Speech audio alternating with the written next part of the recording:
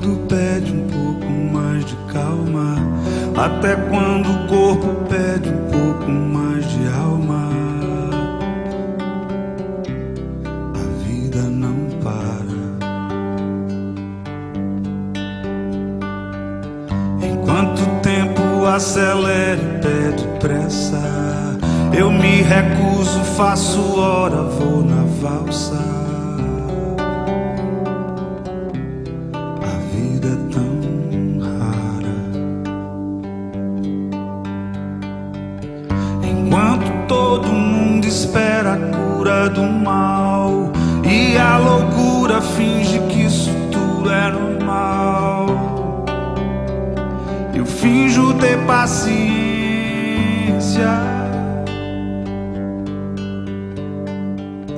E o mundo vai girando cada vez mais veloz. A gente espera do mundo e o mundo espera de nós.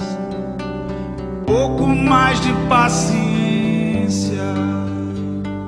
Olá, saúdo a todos que nos prestigiam com a presença ou assistindo o Papo Instigante pela Docton TV ou pelo canal YouTube. Este é mais um programa da série A Vida como Meio do Conhecimento. O Papo Instigante é uma realização aqui do Centro Cultural Casarão das Artes, da Rede de Ensino Docton, em parceria com a Docton TV. Os nossos expositores de hoje são professor Joubert Fidelis e professor Fernando Souza. Para conhecê-los, gostariam que se apresentassem com a pergunta que norteia sempre a abertura do nosso programa. E a pergunta é simples, é rápido resolver. É só fazer um relato da trajetória de vocês. Mas quem é você no mundo? Quem é você, professor Joubert? Quem é você, professor Fernando? Boa noite, Américo. Boa noite a todos que nos acompanham nesse Papo Instigante. Bem, Joubert Fidelis, eu costumo dizer, às vezes, brincando com os meus alunos, um garoto que nasceu em Timóteo, foi criado no Caladim, um bairro de Coronel Fabriciano, né, e que teve a sua trajetória baseada por um conselho de mãe. Um conselho de mãe que eu procurei seguir da melhor forma possível. Meu filho, estude, busque o conhecimento. É assim que você pode realmente transformar sua vida, fazer algo realmente diferente. Assim eu fiz. Comecei minha carreira profissional trabalhando com tecnologia, numa grande indústria. Comecei um curso de administração de empresas, então logo eu terminei a minha graduação. Pouco tempo depois entrei para a academia como professor, mas sou um apaixonado pela administração, né? Tive algumas oportunidades ao longo da minha vida em gestão de micro, pequenas empresas, e até que fui convidado, né, para assumir uma posição de gestão em uma instituição de ensino superior. E assim eu acho que eu comecei uma nova fase da minha vida, né, que me permitiu continuar estudando um pouco mais. A gente não para nunca como professor, né? E hoje eu tenho a alegria de ser um educador e ao mesmo tempo um administrador na academia, né? Então eu consigo exercer a profissão que eu amo, mas ao mesmo tempo muito próximo daquela outro status. O status de educador é assim uma coisa maravilhosa, nos permite agir diretamente, atuando junto às pessoas que estão construindo o nosso futuro. Eu acho que é isso aí, Joubert Fidelis, um administrador que ama educação. Boa noite a todos, né? Obrigado aí, professor Américo, pelo convite, professor Joubert na parceria do bate-papo, né? Papo Instigante, acho que o nome é bem apropriado, né? Fernando, nascido em Patinga, foi criado lá no bairro Bom Retiro, né? Para citar o bairro aí. E sempre inquieto no mundo, né? Acho que o Fernando é um cara inquieto. comecei a minha carreira profissional como engenheiro mecânico, né? Não cheguei a concluir o curso, mas posteriormente saí do emprego e montei uma empresa, a qual fui proprietário 14 anos, na área de contabilidade, gestão de condomínios e segurança. Tive a oportunidade, posteriormente, para entrar também na academia, e como professor surgiu na mesma instituição a possibilidade de fazer a gestão de uma instituição, do qual há 15 anos eu estou nessa atividade como administrador de empresa, contador, né? E administrando empresas também como empreendedor, né? E eu acho que o foco, né, lembrando também meus pais, né, eu acho que seja feliz. Então, o fato de ter iniciado dentro da área de engenharia, passei pela administração, pela contabilidade, meio advogado, não cheguei a concluir, né? Mas sempre fazendo aquilo que me dá motivação. Então, acho que aí fica, o Fernando é um camarada que só faz aquilo que ele gosta. Cara, não gostei, muito obrigado, agradeço, né? E vou procurar algo que me traga motivação. Então, por isso, hoje, muito motivado, continuo há 15 anos trabalhando com instituições de ensino, que é o caminho, né? Eu acho que não há nenhuma evolução em uma sociedade sem o conhecimento. Então, estar mesmo que de uma forma da gestão, não diretamente, né, ensinando ali, temos poucas oportunidades em alguns cursos, algumas palestras, mas trabalhando na parte da gestão da instituição de ensino. Eu acho que é uma coisa muito gratificante e sempre me deixa muito feliz nessa atividade e, paralelo, fazendo alguns investimentos, né, em startups. Eu acho que o Fernando é um cara que só faz aquilo que ele gosta, né?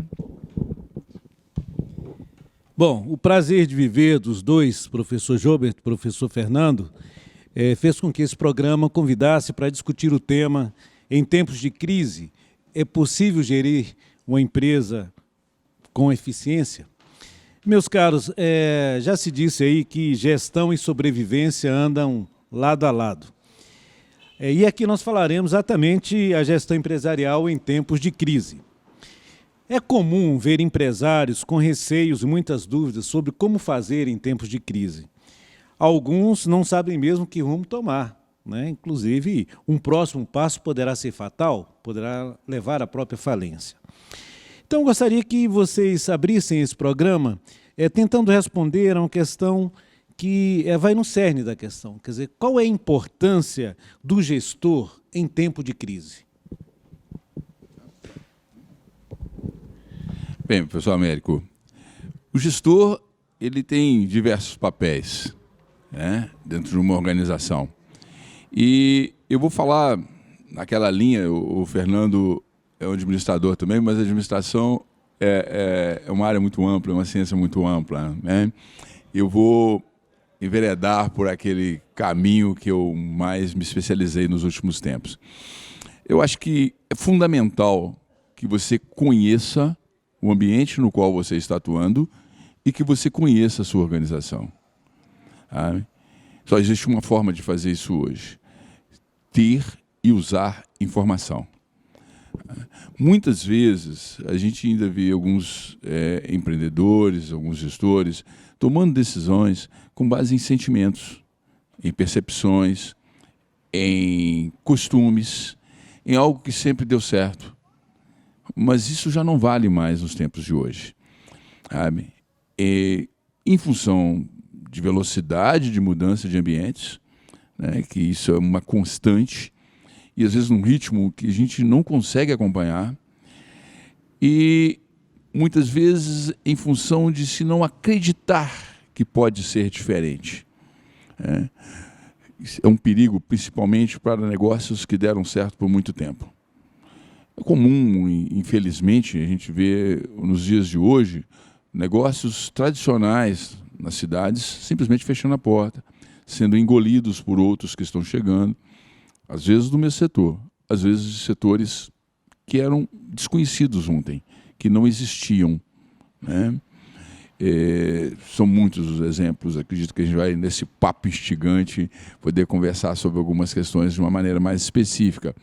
Mas eu entendo que o que tem dificultado a gestão hoje primeiro, não entender bem o que está acontecendo no seu setor, né? E segundo, não entender bem a própria organização.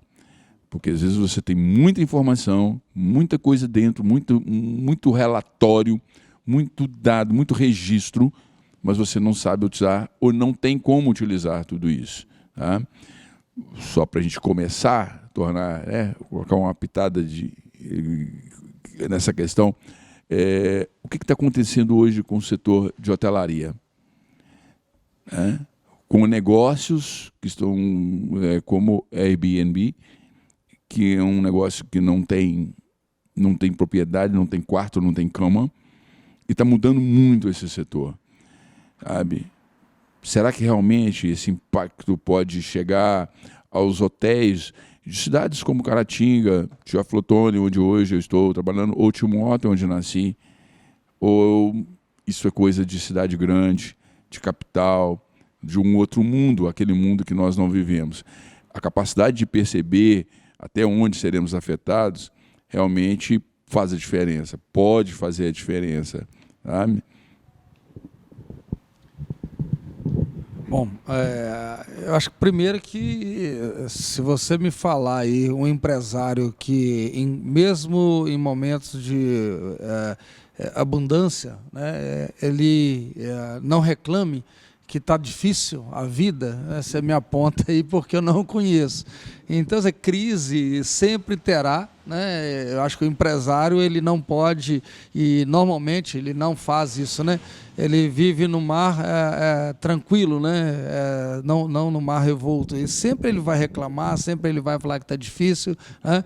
Mas aí você tem aquele que ele se programa, ele tem a empresa sob controle, e à medida que o vento vai para um lado ou para o outro, ele consegue administrar, né, toda a sua equipe e seguir o caminho, mudar de rumo, né, que não é problema.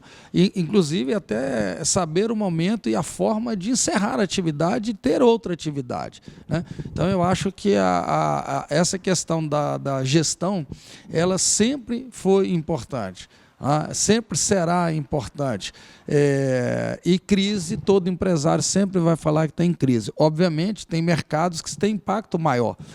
Mas a gente vê, por exemplo, você citou a questão da hotelaria, em tempos de mudanças no mercado de transporte, né, de frota, no caso aí, táxi, Uber, né, que a gente vê todo dia, cara, tem mercado para os dois, porém não tem mercado para o ineficiente.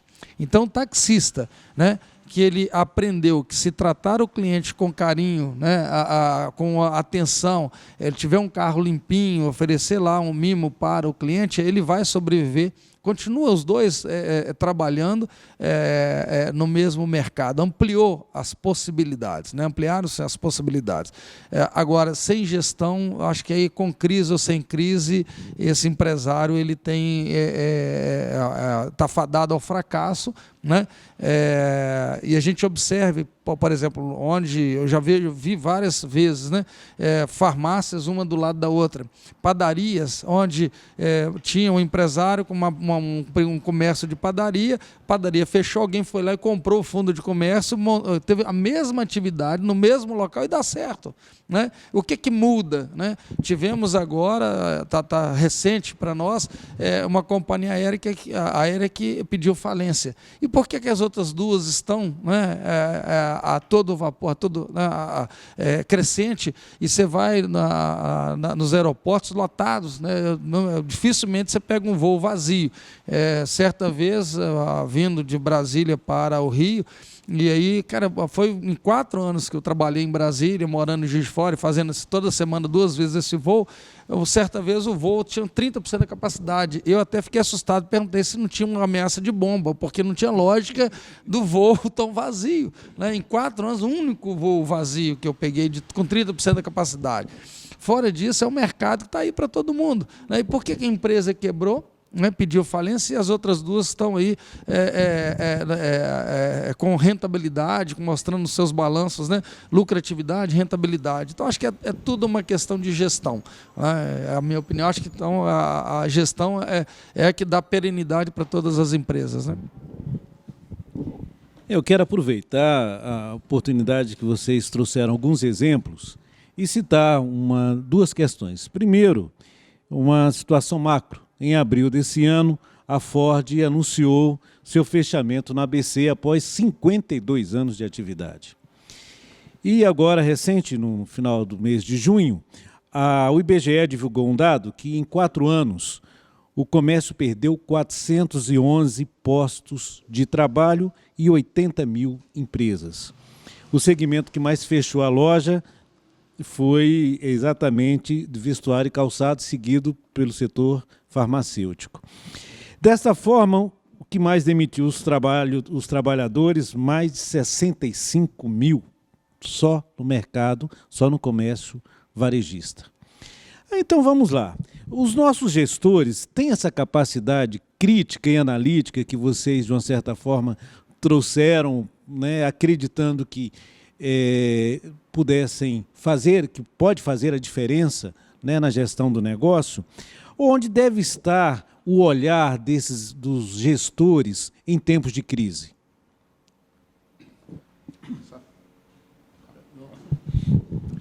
Bem, professor Américo, inicialmente é o seguinte: o setor industrial, o setor Ford, o setor industrial, ele tem sofrido mudanças muito profundas, principalmente em função de avanços tecnológicos.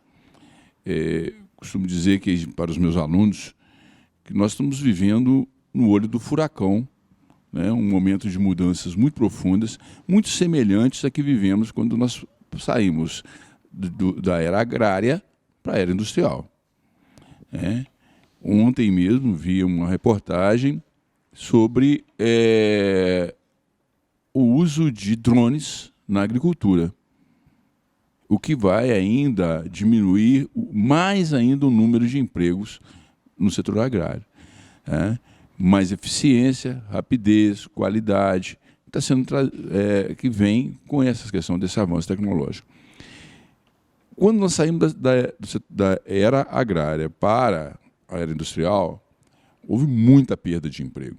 Pessoas que não se adaptaram à vida nas cidades, porque nós deixamos de viver de acordo com as condições de plantio para vir trabalhar na indústria, e aí acordar às 8, trabalhar até às 18, com 2 horas de almoço, ou nos turnos, de madrugada, faça sol, faça chuva. Isso gerou muitas dificuldades. Vivemos algumas décadas de relativa estabilidade, e nos últimos tempos isso está mudando. As fábricas, as montadoras de automóveis, hoje, todas as modernas, estão profundamente robotizadas. Nós nos criamos em região industrial, Fernando morando lá em Patinga, eu em Fabriciano, trabalhando em Timóteo. Eu me recordo de uma época em que a Cesita, trabalhei na Cesita nessa época, ela tinha 8.500 funcionários e produzia uma fração do que produz hoje, com menos de 2.000. A Uzi Minas, mesma coisa. Mais de 15 mil funcionários, me parece, teve a Uzi Minas. Então, essas mudanças no setor industrial realmente geram desemprego. É doloroso, às vezes, mas nós temos que desenvolver capacidade de adaptação a esse novo mundo. No setor varejista, né, aí é uma questão na minha percepção, de aquecimento de economia. A gente vem por um período que, até onde eu percebo na história, ele é cíclico, passamos por momentos de grande dificuldade na economia, e depois há sempre retomadas e alguns indicativos, né, indicadores de mercado que percebe, às vezes percepção, traz investimento, recolhe esse investimento. Regiões no mundo hoje sofremos muito com globalização, China está comprando, não está comprando, Estados Unidos, o que está acontecendo? Isso afeta diretamente a nossa economia.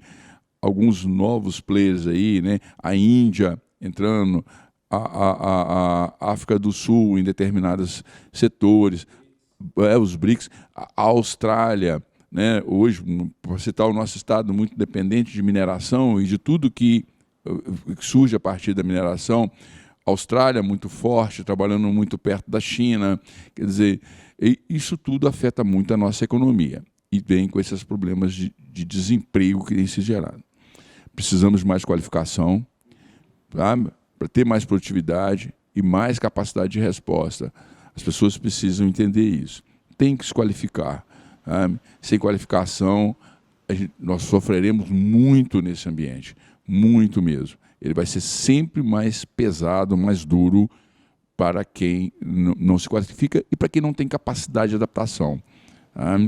Eu converso muitas vezes com alguns egressos que nos procuram e querem soluções semelhantes às de 10, 15, 20 anos atrás. Precisamos enxergar novas possibilidades. Você falou sobre gestores, né? A questão é quem são esses gestores, que qualificação tem esses gestores, né? Porque da mesma forma, em qualquer profissão, né? Bons advogados, bons médicos, né? E aqueles que não são qualificados. Então, acho que a primeira questão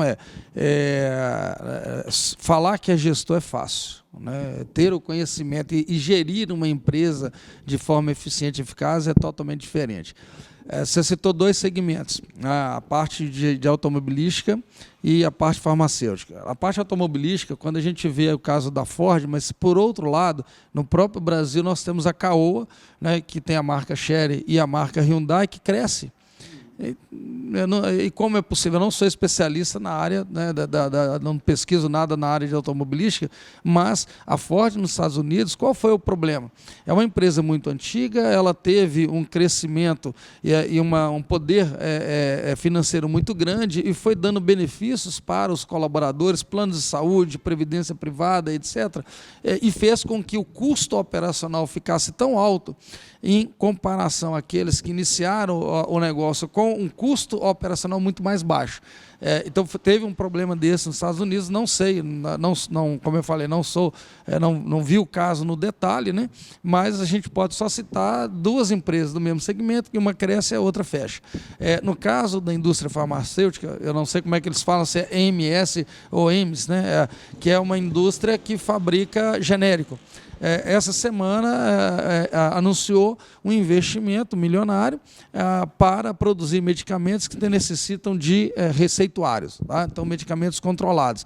E por que, então, que o mercado está ruim? Então, acho que está ruim para quem? Tá? Então, acho que sempre que há uma crise, né, abre-se muitas portas de oportunidades. E aí a crítica que eu faço é quem é esse gestor? Aí é difícil, você vê muita gente, né, a falar, eu sou gestor, mas vamos lá, vamos verificar, realmente você entende do assunto, né? E muitas vezes você fala, dá o título de administrador, não tem a devida competência ou passou por um curso, né, mas não aprendeu aquilo que deveria aprender, achando que administrar qualquer um faz, qualquer um também dá medicamento, né? Qualquer um é fisioterapeuta, qualquer um pode fazer qualquer coisa, né? Aí a questão é, ser de fato competente demanda conhecimento, como o professor Joubert colocou. Eu acho que aí é a questão, né? Enfim. No próximo bloco, professor Joubert, professor Fernando, vai fazer com a gente uma distinção do que é administração, uma gestão administrativa e uma gestão financeira. É o fazer dos dois e vamos juntos para o próximo bloco.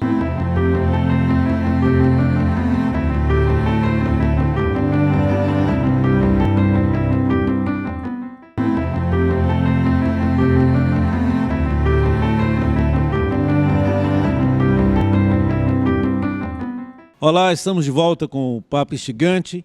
Nesse segundo bloco, teremos aí o professor Joubert e o professor Fernando respondendo a seguinte questão: quem garante eficiência na gestão em tempos de crise? O gestor administrativo ou o gestor financeiro?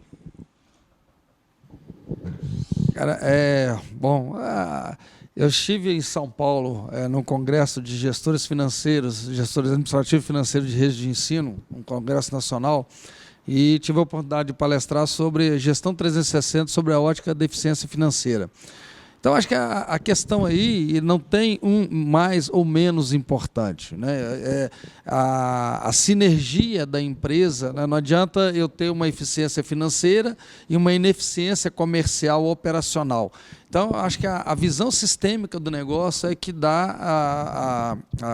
garante o sucesso da organização, né? Então, é importante que não haja conflitos internos na empresa. A gente estuda na administração o conflito de agentes, então, administrar o conflito de agentes numa organização é fundamental, né? O gestor comercial sempre vai querer reduzir preço para vender mais. O gestor financeiro, ele vai estar olhando, não, se você reduz o preço, reduz a capacidade de pagamento, porque vai reduzir a receita, enfim. O gestor de produção, ele quer produzir com o menor custo e calibrar a quantidade de venda com a capacidade produtiva, enfim. Cada um tem um papel importante. Vale aí a questão do maestro, né? Então, numa orquestra, se você observar, todos são igualmente importantes. Mesmo que não entende de música, se o maestro lá, o gestor máximo da empresa, está com a sua varinha lá, conduzindo todo aquele 200 músicos, né? Em cada um com seu instrumento, cada 10 com violino, 10 com violoncelo, então, isso, se destoar, quem está na plateia consegue sentir, né? Mesmo que não tenha especialidade de música, ele consegue perceber que a orquestra não está no mesmo tom. Então, acho que da mesma forma, uma instituição, uma empresa, né? Então, o gestor administrativo, o financeiro, o gestor de operações, se não tiver sintonia, a orquestra não vai tocar bem e quem estiver lá, o cliente vai sentir a diferença, né? Não adianta ter um bom atendente se a roupa, se o mostruário não estiver conforme, mostrando ali, tendo uma qualidade, né, das instalações, a limpeza do ambiente. Então, eu tenho lá um bom produto, um bom atendimento com uma limpeza ruim. Até a limpeza faz parte, né, de uma qualidade que a gente espera para atrair o cliente. Então, todos são igualmente importantes, né? Como o professor Fernando falou, não tenho dúvida nenhuma de que as duas áreas têm que andar de mãos dadas, perfeitamente alinhadas.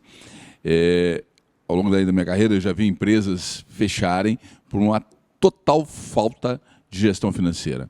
Não tinha a menor ideia de custos, não tinha nada. Com produto bom, né? Às vezes até com produto bom, mas não tem nada não tem custo, não sabe precificar e realmente não sabe se está ganhando dinheiro ou não, tem expectativa de que esteja, mas não. A gestão financeira, ela nos permite realmente não só entender o que aconteceu conosco em termos de negócios, mas também de projetar um futuro. O que eu posso fazer? Onde eu posso investir? Né? Que operação que está funcionando? O que está dando certo? Mas, por outro lado, se você não tiver uma equipe que entenda a importância da gestão financeira, entenda a importância de um orçamento, por exemplo, trabalhar uma equipe que entenda o papel, que não é só solicitar recursos. Todos queremos mais recursos, mas os recursos são limitados, obviamente. Então, empregar o recurso da melhor forma possível para obter o melhor resultado é fundamental. Então, eu preciso de uma equipe que entenda a importância das finanças, eu preciso de uma equipe que utilize os recursos no marketing da melhor maneira possível, de maneira focada, que não haja desperdício. O Fernando citou a questão de limpeza, uma torneira que fica aberta é um recurso que está indo embora e não tem jeito. E às vezes, na maioria das vezes, são pequenas ações dentro de uma organização que resultam em grandes resultados. Dificilmente existe um ponto, um copo, que se eu mudar de lugar, tudo se resolva. Então, é comportamental, realmente faz parte de uma equipe que tenha comprometimento, e aí entra por capacitação, por processo de seleção, são muitas as variáveis. Eu acho que nenhuma delas trabalha isoladamente, sabe? A gente precisa realmente, o Fernando falou mais cedo, sobre pessoas que acreditam ser gestoras e outras que estão preparadas para serem gestoras. É muito simples abrir uma porta, abrir um negócio, mantê-lo funcionando, de forma a dar resultado, gerar emprego, gerar renda. Ao longo de um tempo, é muito mais difícil, professor, mas entendendo a questão realmente sistêmica e trabalhando de uma maneira bem alinhada em todos os setores, assim que a gente consegue chegar lá. Professor Fernando, num levantamento recente do Valor Econômico, mostrou que o movimento de recuperação no mercado de crédito levou um percentual de famílias endividadas ao maior patamar nos últimos 6 anos. Agora, no meio do ano, sabe-se que as famílias já operam no limite do endividamento. Então, partindo dessa particularidade familiar, como é que é fazer uma gestão de risco para você? A questão familiar, eu sou um crítico ferrenho sobre essa questão do crédito consignado, né, principalmente de aposentado. Então a gente vê que o brasileiro ele não é acostumado, né, não foi acostumado a lidar com a questão financeira. Os meus filhos têm uma menina de 12 e um menino de 9 que na escola tem educação financeira. Então eles aprendem na escola, mas é uma matéria que nem todas as escolas têm. Aquelas que inseriram no currículo são poucas também, e é recente, não é uma coisa, não é um movimento de muito tempo. O consumo, né, as empresas cada dia faz melhor, né, mostrando boas propagandas, compre pagando pouco, né?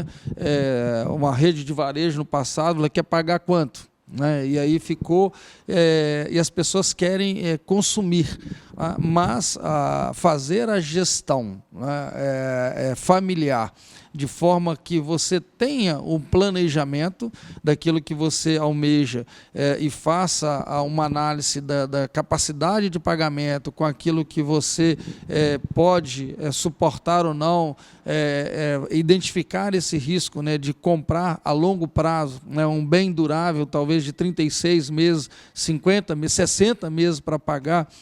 Acho que fazer uma gestão financeira familiar é uma matéria que o brasileiro ainda não está acostumado. Mesmo porque poucas pessoas fazem a avaliação, quando vai comprar a crédito, quanto de juros está embutido no produto. Né? Então, acho que é uma questão cultural e que a gente vai demorar aí um bom tempo para chegar a ter essa mudança, né?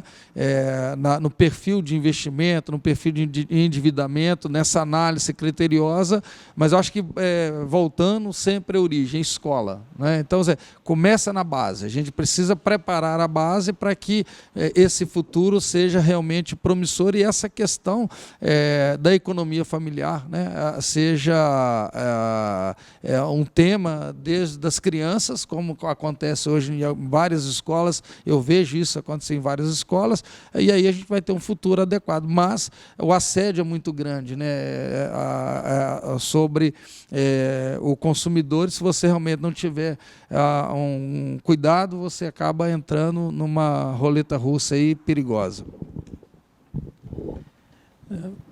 Professor Gilbert, nossa atual conjuntura aponta aí para uma nova queda no PIB.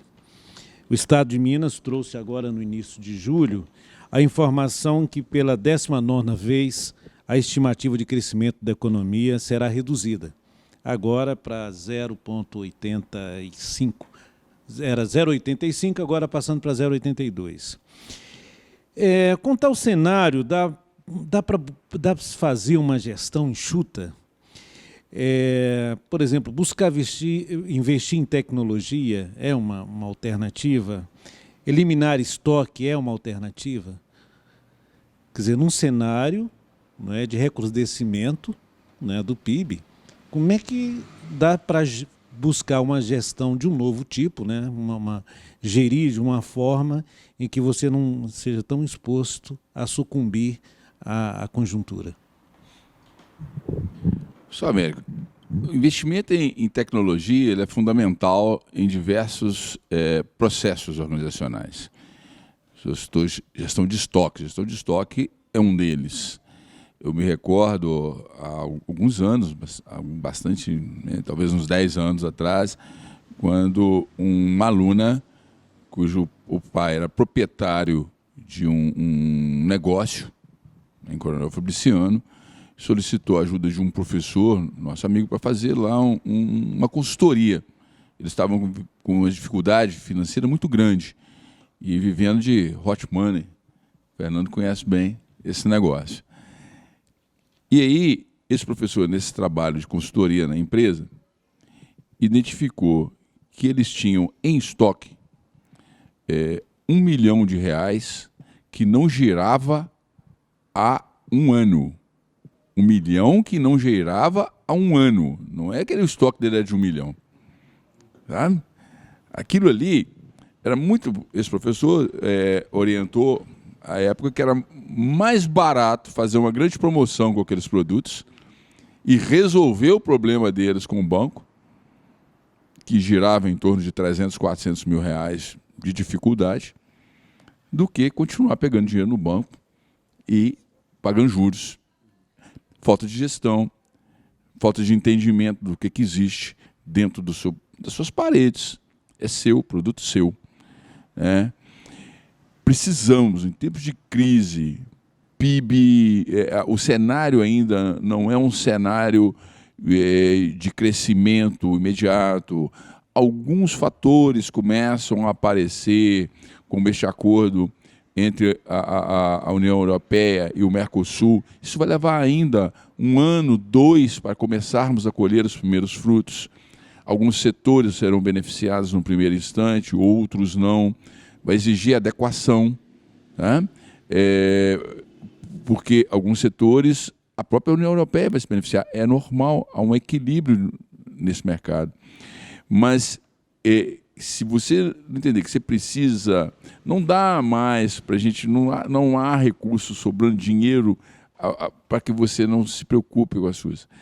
Investir em tecnologia é assim, pode te permitir, por exemplo, entender o que você tem em estoque. Sabe? Pode te permitir, do ponto de vista de resultados da própria organização, a você ter menos mão de obra, que hoje é triste, mas é uma realidade. Porque se você tem menos mão de obra, você tem menos emprego, mas às vezes é a própria saída para você ter melhor resultado, né? Nós já começamos a ver no Brasil os supermercados sem caixa. Você passa a sua própria mercadoria, você coloca o seu cartão de crédito, né? Eu comecei a trabalhar como office boy, e banco bom para mim naquela época era aqueles que tinham 20 caixas ou mais, né? Hoje nós não vamos mais aos bancos, resolvemos tudo no celular com os nossos aplicativos, né? Eu falo, eu ainda não consegui emitir dinheiro lá em casa, né? Mas o resto tudo eu faço lá de casa. É melhor não emitir, é melhor não emitir, mas o resto eu resolvo de casa. Os supermercados vão caminhar na mesma direção. As lojas sem nenhum atendente já existem, né? Existem algumas experiências nesse momento, não só nos Estados Unidos, também no Brasil já existem lojas assim. Então, é uma nova realidade. Temos que entender. A questão, eu acho que o PIB, aí a médio prazo, nós vamos começar a reverter isso, a partir do momento que começar a ter investimento em infraestrutura. Isso tem sido um comum, né? E temos que aguardar um pouco mais e entender que não dá para continuar administrando a empresa hoje como há 10 anos atrás. Vamos continuar. Quem fizer vai sofrer muito. Muito bem, no próximo bloco, o professor Fernando e o professor Jober vai trazer ao nosso público dicas para contornar a crise e superar incertezas.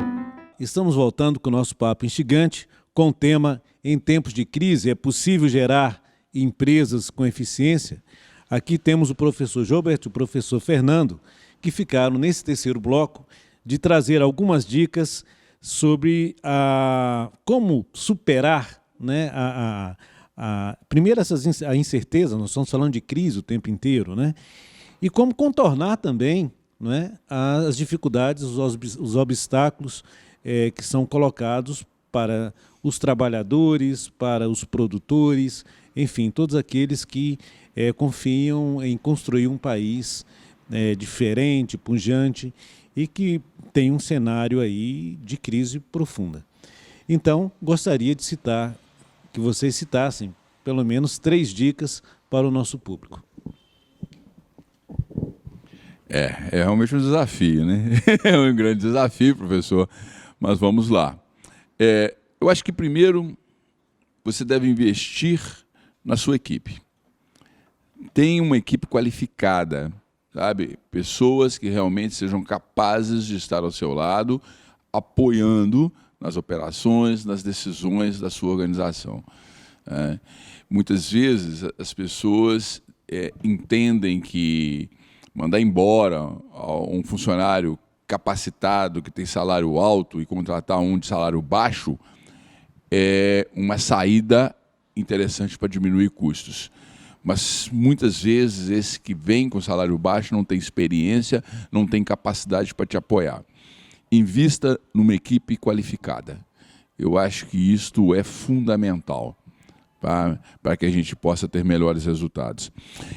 Eu considero também que você não pode... Você tem que acreditar que algo novo é possível.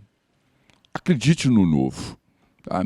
Invista na sua capacidade de entender que mudanças são possíveis, que oportunidades surgem, que existem alternativas.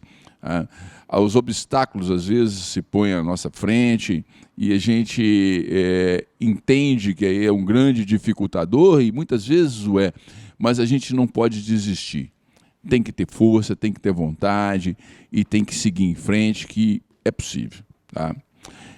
Terceira dica, professor, eu acho o seguinte, que a gente deve, nessa linha de mudanças mesmo, não ficar agarrado ao seu passado. Existem alguns negócios, que eu tenho dito em minhas palestras por aí, que estão com os dias contados. E alguns que estão muito bem hoje. Por exemplo, professor, os chamados centros de formação de condutores. Os nossos netos certamente não terão carteira de motorista. Não será necessário. Os netos, o Fernando tem uma filha de 9, o menino de 9, a menina com 12. Certamente os netos dele não terão carteira de motorista. A minha filha tem 30, mas não tem neto ainda.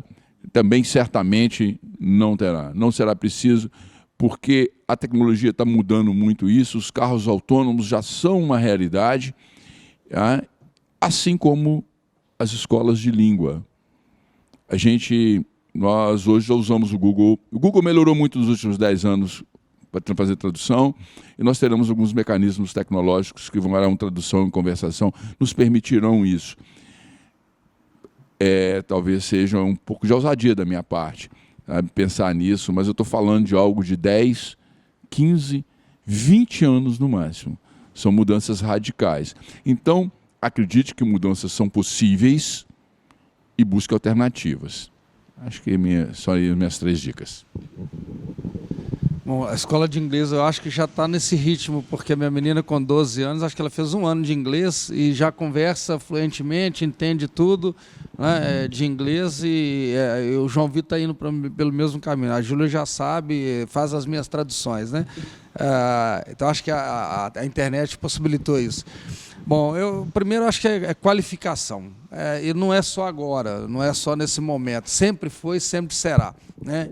Educação continuada é a palavra-chave para você superar qualquer situação de crise empresarial, porque com qualificação, na realidade, você não vai ver crise, você vai ver situações que você vai conseguir né, com capacidade, inteligência e conhecimento, ultrapassar o obstáculo e continuar a sua vida normalmente, porque mudanças sempre vão ocorrer, é assim que o mundo evolui, né?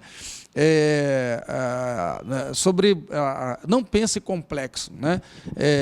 Kim Siegel é um escritor, ele fez um livro, ele foi gerente de produtos da Apple, trabalhou com Steve Jobs, ao lado de Steve Jobs, nos 2 momentos que ele passou pela Apple, e ele tem um livro chamado Incrivelmente Simples, né? Pense simples, não complique, a vida não é complexa, né? Então, aquele que procura soluções complexas não vai resolver o problema. Eu acho que é uma leitura muito bacana.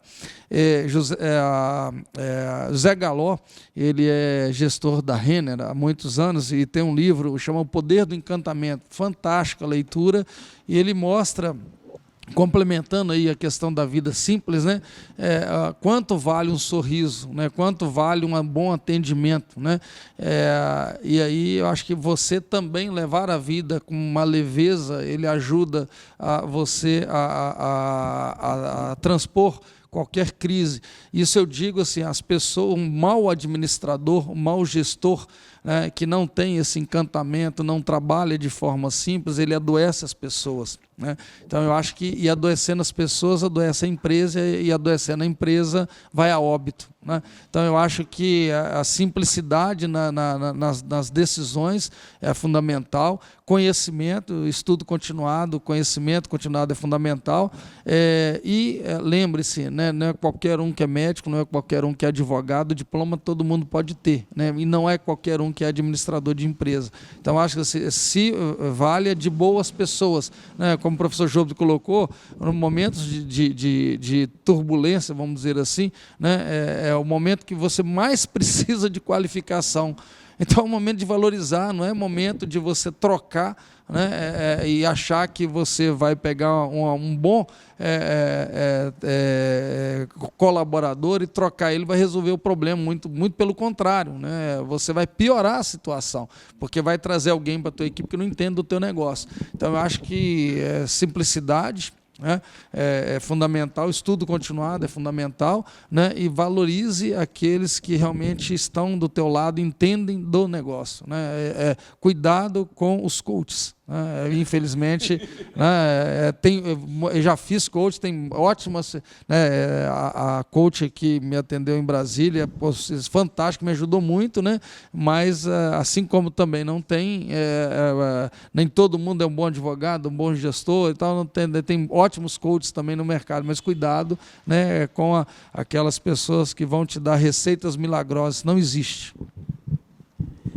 Bom, nesse bloco nós abrimos ao público a trazer algum questionamento do que nós debatemos aqui e que se sentiram instigados a perguntar.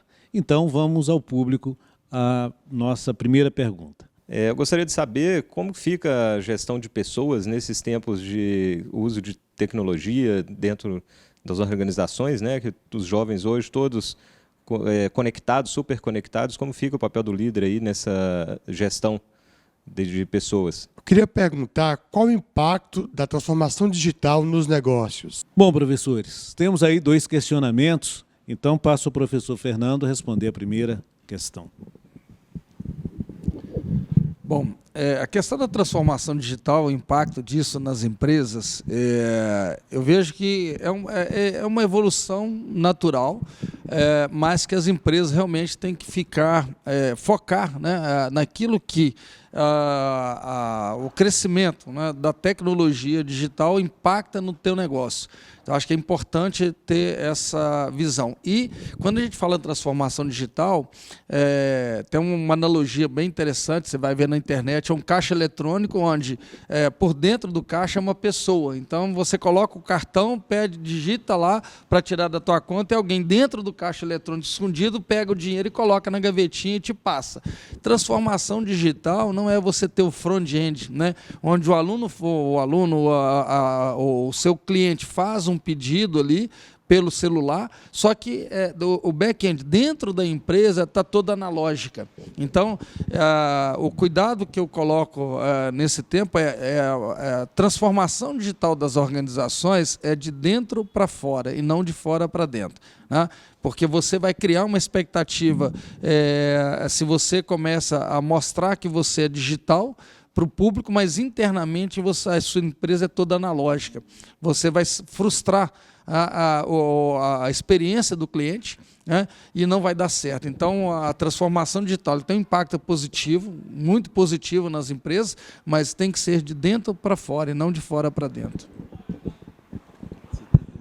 Bem, eu acho que a questão, a gestão de pessoas, né, a gestão das equipes diante desse desenvolvimento tecnológico, ela é um grande desafio. Um grande desafio porque não só os nossos clientes estão conectados, mas também os nossos funcionários, né? Se a transformação digital você não pode frustrar o seu cliente, né, porque você só é analógico, só é digital no front-end. Por outro lado, internamente, as nossas equipes estão todas conectadas, né, e precisam estar.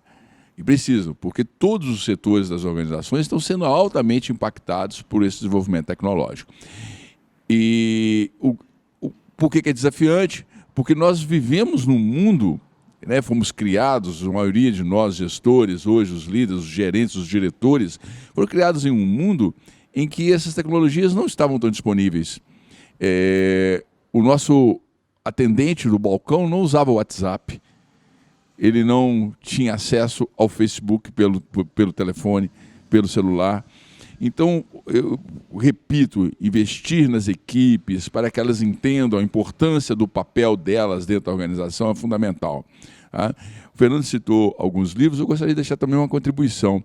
Para quem quer ver um pouquinho mais sobre o impacto do desenvolvimento tecnológico nas organizações, lê A Quarta Revolução Industrial, do Klaus Schwab, que nos dá uma ideia muito forte como que o desenvolvimento dessas novas tecnologias físicas, digitais e biológicas combinadas estão afetando diretamente o nosso modo de ser, o nosso modo de agir dentro das organizações, e vai contribuir muito. Imagina amanhã a gente liderando um grupo de ciborgues. Como é que vai ser o gerente administrativo de uma empresa? Ele tem uma equipe de ciborgues trabalhando como vendedores, né? E nós não estamos muito longe disso não, professor América. Quero agradecer imensamente a presença do professor Fernando e do professor Joubert, mas o fechamento do nosso programa é sempre, assim como vocês responderam a primeira questão, quem são vocês no mundo, eu gostaria que vocês registrassem aqui, para uma série que nós também estamos produzindo, o que é ser humano. Bate e volta, perguntinha rápida. Ser humano. Ser humano, professor, eu acho que, antes de tudo, ser sensível. Ser capaz de compreender o outro. Eu acho que tem faltado muito isso na sociedade, sabe? Entender o outro. Estamos muito, infelizmente, muito focados em nós mesmos. O ter, que já foi dito aqui hoje, a necessidade de ter, tá? E ter, para mim, tem se tornado muito mais importante do que ter para todos. Nós precisamos de ter sensibilidade, sabe, para perceber o outro nesse mundo. Eu acho que assim nós tornaremos a nossa sociedade melhor. Ser humano, para mim, é cuidar do humano, né? Eu acho que o professor Job já colocou muito bem, é o que falta nas pessoas, né? Pode falar o que você quiser de tecnologia e etc., mas as pessoas gostam do calor humano. Então, a máquina vai fazer aquilo que a gente, talvez colaboradores, pessoas façam de forma repetitiva, né? mas o cuidar do humano, todo mundo gosta de ser bem tratado, todo mundo gosta de um bom papo, todo mundo gosta de ser abraçado. Então, eu acho que cuidar do humano, né, é fundamental, e é o que falta hoje tecnicamente. Você acessa o Google, faz uma pergunta, faz uma tradução, faz o que você quiser lá. Você acha muita coisa, mas você não acha o calor humano na máquina, você só acha calor humano em outro ser humano, né? Então, acho que essa é a questão. Bom, agradeço imensamente aos professores convidados que dispuseram no primeiro momento estar aqui com a gente nesse programa que buscou trabalhar com o tema em tempos de crise, é possível gerir empresas com eficiência? Agradeço aos presentes, agradeço a você que nos assiste em casa, pelo YouTube ou pela Docton TV. Um grande abraço, até o próximo programa.